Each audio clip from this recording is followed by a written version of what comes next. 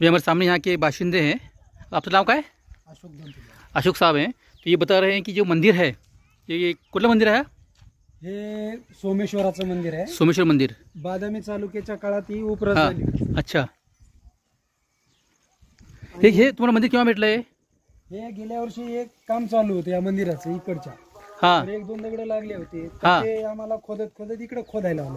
अच्छा, म्हणजे 10 फुटाचं त्याचं अंतर राहतं। हा, तर त्याच्यामध्ये खोदताना या दगडाचं फाउंडेशन लागलं। अच्छा तर खणते वेळेस इकडे आता हे दुसरा ढाचा निघाला। अच्छा, म्हणजे पूर्ण जमीन होती त्याच्यावर का दिसतं की पूर्ण जमीन होती त्याच्यावर? पूर्ण जमीन होती, याच्यावर भाजीपालाची लागवड चालू होती। अच्छा, मग तुम्हाला कसं कळलं ते मंदिर आहे ते?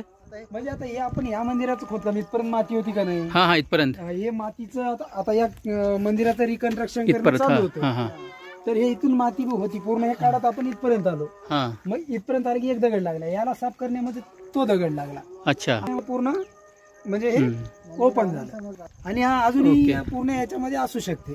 अच्छा, आणि इथली जी मूर्ती आहे हम्म, ही जी मूर्ती आहे कोणार्कच्या नंतर इथं याच मंदिरावर आहे पूर्ण अच्छा. भारतामध्ये। ओके, ही आहे सूर्यदेवाची मूर्ती। हम्म, आणि सूर्यदेव म्हणून कसं ओळखलं जातं की हे त्याचं वाहन 7 घोडे, अच्छा आणि हे सूर्यदेवाचे 2 पत्नी, हे अच्छा. उषा आणि ही प्रत्युषा। अच्छा. आणि मी तुम्हाला काय दाखवलं ते बॅलन्सिंग केलेलं आहे, हे जॉईन केलेलं काय? नाही, हे डायरेक्ट एकच दगडामध्ये आहे। अच्छा, आणि हे जॉईन कुठे केलेलं आहे?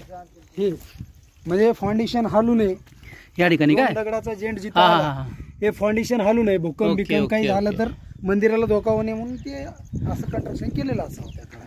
तो ये थोड़ा सा ब्रीफ इंट्रोडक्शन था होटल गांव के बारे में, यहाँ के मंदिरों के बारे में, जहाँ पे मैं आया हूँ। तो अभी आज़ान हो गई है। तो बहुत ही बेहतरीन मेरा एक्सपीरियंस है यहाँ पे होटल आने का, और बहुत प्राचीन मंदिर यहाँ पे। दिमाग काम नहीं करता कि उस ज़माने में ऐसा कंस्ट्रक्शन भारत के अंदर था 11वीं सदी के अंदर। This is all about hotels, village and mandirs. Okay.